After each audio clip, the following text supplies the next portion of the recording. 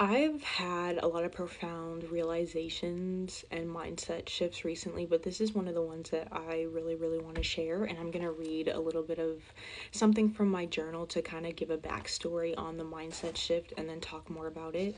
But getting right into the journal. Your diary. When I think about possibilities to having certain health conditions or issues I get scared. I don't want to be in a body that has health issues. The fear and agony, grief of even imagining my life being sick and my life being consumed by it, debilitated by an illness that I picture, just gets worse and worse, and it feels so hopeless and dreadful. It feels like the dreams, desires, and ideas I want to fulfill and experience and play out are going to be torn from me. I realize while thinking this, I still am holding on to how I want and expect things to go, wanting to be in control.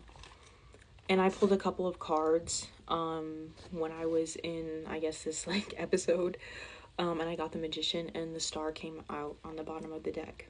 And this really helped me shift my mindset afterwards. Mindset shift with the Magician and the star at the bottom of the deck really reminded me of my own internal power and how, first of all, I'm giving my power away to something over myself, but I'm also limiting myself from fear and not. And with the mindset shift that I've had, it's an opportunity, regardless if the illnesses are real or imagined or whatever happens in my life related to my health down the line, that it is an opportunity for me to connect with myself, to learn more about my body, and to heal and build a stronger connected relationship with my body, not just on a physical level, but holistically, my mental body, my emotional body, my spiritual body, my energetic body. And I've even felt frustrated with myself for experiencing certain symptoms that I kind of realize come from stress and anxiety, because a lot of fear anxiety triggers my fight or flight. It raises my cortisol. So when you're stressed out, you're going to experience stress symptoms. And I get frustrated with myself for experiencing certain symptoms because a part of me is still holding on and projecting this idealistic life, this version of my life of how I want it to look and how I expect it to look, and how anything that's going to contradict that or prevent that is a threat. And it's very different when it's related to your health, but I'm going to finish reading from my journal. With this all being said, and realize that I'm scared of being inside of a body that is sick, and I fear if I'll survive. I go into fight mode, looking up symptoms, ways to fix and heal these issues. It's like a guessing game loop. I see a video talking about something health related, and these symptoms they mention, I think that I have it and take it as my truth, and then I feel panicked and this urgency to learn about it and how to heal and save myself and tackle this.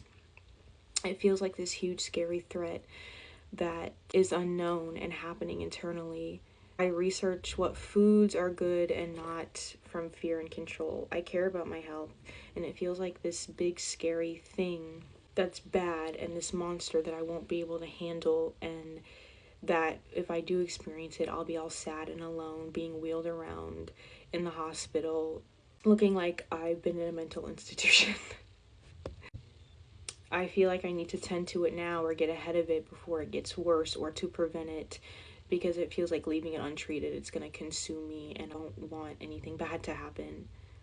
And with these realizations, I see how me wanting to be in control, how this is playing out, how this relates to my inner child, and being a child and facing really intense emotions and not having the support system around you to help you guide and to work through those emotions. My inner child has learned that these emotions are the big monster, and how that's playing out now is viewing this situation, this scenario, as this big monster, and having to carry it out on my own, the same way that my inner child had to basically be alone when she experienced all of these intense emotions and situations that were difficult.